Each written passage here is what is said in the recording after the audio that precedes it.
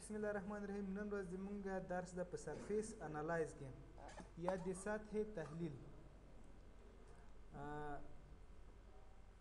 پرون د الیویشن لپاره جدول جوړ کړ چې دلته موږ ته الیویشن په مختلفو رنګونو او مختلفو اتو روګانو 12 روګانو کې البته او مختلف رنګونو کې دغه مینیمم او ماکسیمم الیویشن راته وښودل شو. راځو باقي مانده نور انالایز د سرفیس کوم ده هغه باندې کار کوو. څنګه موږ سلوپ جدول اچو او څنګه په دې کې واټر شید او مختلف جدولونه دي چې هغه راوستلو لپاره په سرفیس باندې اول کلیک کوو او وروسته دغه نه رایټ کلیک کوو په صفحه کې او ایډیټ سرفیس سټایل ته راځو، ډسپلی ته راځو. د هر شي تاسو وغواړئ چې دغه انالایز وکړئ نو دغه لیر باید آن سي او بل دغه نه مخکې کوم لیر دا باید آف سي. الیویشن لیر مخکې نه آف ده، آن دغه آف کوم او راځم فرض د سلوپس لپاره دا پر جدول او انالایز کوم نو د سلوپ لیر آن کوم او اپلای اوکې. اوس دغه کوم څه ښکاري دې کې موږ ته میلانونه راته ښیي دا سور رنګ کې چې دلته په دې کې مختلف رنګونه د سور واضح تر چې په څنډه کې کوم د دې خوا د سور لږ زره تاریک تر ده دا بل رنګ ده او په دغه څنډو کې لا زیات تور سوی ده دا رنګ چې دا هر یو د یوې مشخص سلوپ او د یوې مشخص ساحې باندې دلالت کوي. راځو یې د ټیبل رسمولو لپاره لکه مخکې غوندې سرفیس مینو ته راځو او اډ لجند ټیبل باندې کلیک کوو. وروسته دغه نه په سلوپس غواړو چې جدول راسي نو په دغه مینو کې دلته موږ سلوپ ورته انتخابو. سلوپس ډینامیک ستاتیک باندې سره پیږو ان شاء الله ډینامیک انتخابو چې یعنی اتومات د دې کې تغیرات اپلای سي او دلته په صفحه کې کلیک کوو نو دا د سلوپ ټیبل په نامه باندې موږ ته یو ټیبل راځي چې په دې ټیبل کې نمبر ده، مینیمم سلوپ، ماکسیمم سلوپ، ایریا او کالر چې نمبرونه موږ ورته ورکوو او چې یعنی څو روګانې دي راسي. مینیمم سلوپ اصغري سلوپ او ماکسیمم سلوپ اعظمي سلوپ او دغه سلوپ کې کومه ساحه پرته ده دغه مساحت او رنګ راته ښیي. د ارقامو د راوستلو لپاره د مخکې غوندې راځو سطح باندې رایټ کلیک کوو او سرفیس پراپرټیز ته ځو، انالایز ته راځو. دلته په انالایز کې دلته انالایز ټایپ کې ورته مشخص کوو چې څه شی غواړو چې انالایز سي. ورته وایو چې سلوپ دې راته انالایز سي. دلته سلوپ انتخابو او وروسته دغه نه د نمبر په برخه کې په څو روګانو کې تاسو غواړئ چې دغه سلوپ دې راسي. فرضاً په د اتو خانو کې غواړئ له اتو یې کم غواړئ او که له اتو یې زیات غواړئ دلته به هغه تعداد ورته مشخص کړئ. دا ساحه په همغه برخو باندې ویشي او دغه هر یوې سلوپ او مساحتو هر څه راته واضح کړي. خو همدا اته صحیح دي. په د رن انالایز باندې کلیک کوو او اپلای اوکې. څرنګه جدول د مونږ ډینامیک ده دلته به اتومات په جدول کې تغیرات راغلي. سلوپ ټیبل ده، اته خانې دي، اته ملته ورته ښودلي وو.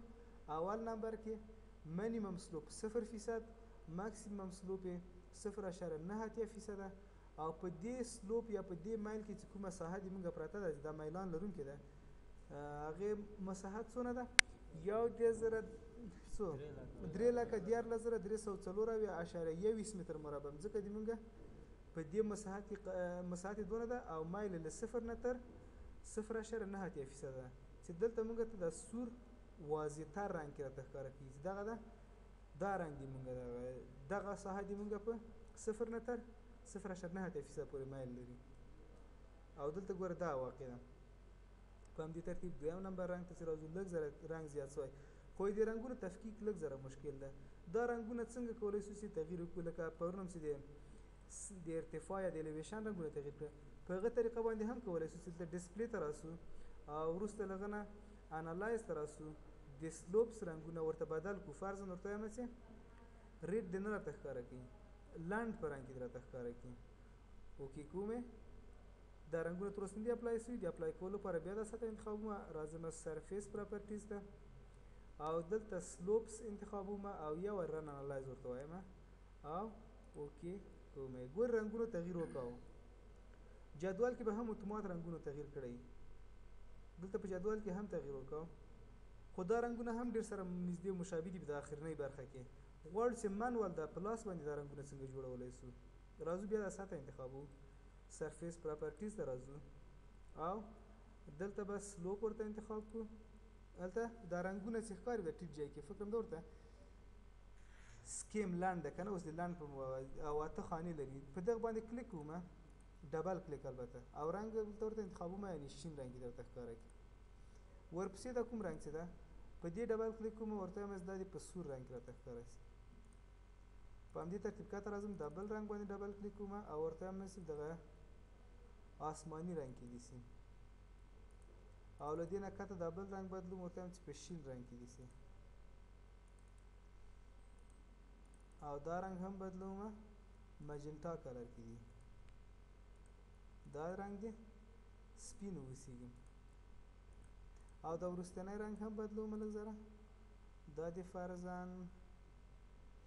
زیړ رنګ مې مخکې ورکړی ده، فرضاً دا ورته وایم چې تور رنګ کې دي، او دا اتم رنګ هم دا شین رنګ صحیح ده. اپلای کومې او اوکې کومې. وګورئ زموږ سطح رنګ اوس بدل څه. اول رنګ چې موږ کوم ورکړی دا شین غوره‌ایي رنګ ده چې د سلوپ له 0.0% نه تر 0.9% پورې رسیږي، او دغه مساحت یې چې ده 3,14,304.20 متر مربع رنګ شین، او په دې ساحه کې دلته موږ ته مشخص ښکارېږي چې دغه ځای دغه چې میل یې له 0 نه تر 0.9% ده، او په دغه څنډه کې د موقعیت لري، په دې ځای کې موقعیت لري، او په دغو چیرې چې دغه شین غوره‌ایي رنګ ده. په همدې ترتیب راځو، فرضاً دغه شین رنګ چې ده دې رنګ 4م نمبر رنګ ده، له 2.3% نه میل شروع ده تر 3.040% پورې، او مجموعي مساحت چې په دې ارتفاع په دې میلان باندې قرار لري 9963.55 متر مربع ده، او په شین رنګ کې موږ ته ښکاره کړي. نو دلته دغه سطحې ته راسو، په دغو څنډو کې ګورئ یو ځای دغه د شین رنګ ده، بل په دغه بله څنډه کې په دې ترتیب په دغو څنډو کې دا د موقعیت لري چې 2 میلان څو فیصده و؟ 2 میلان ته په جدول کې موږ ته ښودلی و چې له څو نه شروع کېږي، له 2.6 نه تر 3.4 پورې. نو هغه یې موږ دلته په شنه رنګ کې وښودلې. پرې پوه شو انشاءالله په دې. راځو دا پیره سرفیس سټایل ته غواړو چې دی دا لیر بندونه نور و د سلوپ آروز په نامه باندې دغه لیر فالو چې په دې کې موږ ته ښیي د سلوپ په ویکتورونه راته ښیي چې دا کوم سلوپ کوم طرف ته ده هغه په ویکتور راته ښیي. اپلای کومې، دلته تاسو ته ګورئ راښکاره سو ویکتورونه، صحیح ده. شین رنګ کې دا سلوپ مانه دغه رنګ کې کومه واقع دې خوا ته دا سلوپ لري، مختلف د سلوپ آروګانې دي او ویکتورونه دي چې موږ ته د سلوپ یا د میلان جهت ښیي، او دغه هر رنګ د 1% نه نماینده کوي، یعنې دغه رنګ چې د کوم واقع د شین دې فیصدي څو ده دغه طرف ته خو ده فیصدي څه ده، هر یو رنګ نه د 1% نه نماینده کوي. دې جدول لپاره راځو سطح انتخابو، رایټ کلیک کوو، او نه بخښنه غواړم هېڅ فرق نه ده، سرفیس پراپرټیز ته راځم، اول انالایز کوم، وروسته بیا جدول ورته اچوم. کوم فرق نه لري که دا ترتیب ده لکه دا اوس لمانه ده اول انالایز کوم وروسته دغه نه جدول ورته اچوم. راځم دلته سلوپ آروز انتخابوم، په څو خانو کې راسي فرضاً دغه دې په همدغه 8 خانو کې صحیح ده. رن انالایز باندې کلیک کوم، او وروسته دغه نه اپلای اوکې. د جدول رسمولو لپاره مخکې مې ګوره اول جدول رسموه او وروسته دغه انالایز ورته کوو. اوس دا پر مې اول انالایز وکړو، وروسته دغه نه جدول ورته رسموم چې هېڅ کوم فرق نه پکې راځي. سرفیس ته راځو، اډ لجند ټیبل، سلوپ آروز انتخابوم، او ډینامیک دلته یو کلیک ورته کوو. دا د جدول دی مونږه راغی چې په دې جدول کې نمبر ده، منیمم سلوپ ده او ماکسیمم سلوپ ده. چې په دې جدول کې منیمم سلوپ د اول شماره د 0% نه شروع ده تر 0.9% پورې، او په سور رنګ کې ښیي. نو دلته چې تاسو سطحې ته راسئ، په دغه سور رنګ کې چې کوم ویکتورونه درته ښکاري 2 میلان چې ده دا په کوم میلان دلالت کوي چې دلته میلان له 0% نه شروع تر 0.9 که نه 9 پورې. اوس فرضاً د نارنجي رنګ چې کوم ده دا په کوم سلوپ باندې دلالت کوي.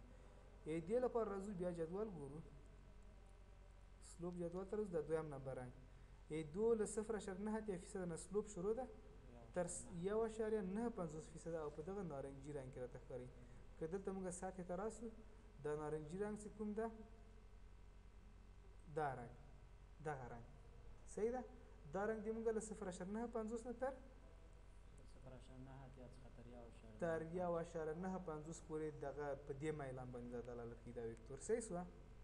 په همدې ترتیب تر اخره پورې ټول رنګونه هلته په جدول کې شته. راځو دا بیا سرفیس ټایل ته راځو. واټر شیډ واټر شیډ چې دی واټر شیډ کې دلته تاسو ته ښیي چې دې اوبه کومه ځای کې راغونډېږي د اوبو د اوبو د تجمع نقطې موږ ته ښیي. راځو واټر شیډ لیر آن کوو اپلای او اوکې کوو. وګورئ دلته دا ساحه موږ ته په سیګمنټونو باندې وویشل څه چې دغه یو سیګمنټ ده یا یوه ټوټه ده دلته چې آی ډي یې اتیایم نمبر ده ټایپ یې ډپریژن ده ایریا یې د ساحې چې ده 1225.6 متر مربع ده او دې اوبه په دغه ساحه کې راغونډېږي دا کوم چې دا جدول یې ورته اچولی ده. په همدې ترتیب دغه سور سیګمنټ د هر یو سیګمنټ ده او د مابین کې چې کوم ښوده ده ډپریژن ده او آی ډي یې دلته کې مشخص شوي دي. دې د جدول د رسمولو لپاره راځو سطح انتخابو ایډیټ سرفیس پراپرټیز ته راځو او دلته راځو ورته واټر شیډ انتخابو انالایز کې او په رن انالایز کلیک کوو. صرف کلیک کوو دلته په رینج کې ورته اعداد نه مشخص کوو په دې برخه کې عددونه نه ورته ښیي. اپلای کوو او اوکې کوو. جدول راوستلو لپاره راځو سرفیس ته اډ لجند ټیبل واټر شیډ ډاینامیک او دلته یو کلیک کوو. نو دا داسې دی واټر شیډ جدول موږ ته راخلاصه چې په دې جدول کې چې موږ لرو واټر شیډ ټیبل ده د آی ډي ده چې څو آی ډي ګانې ولرو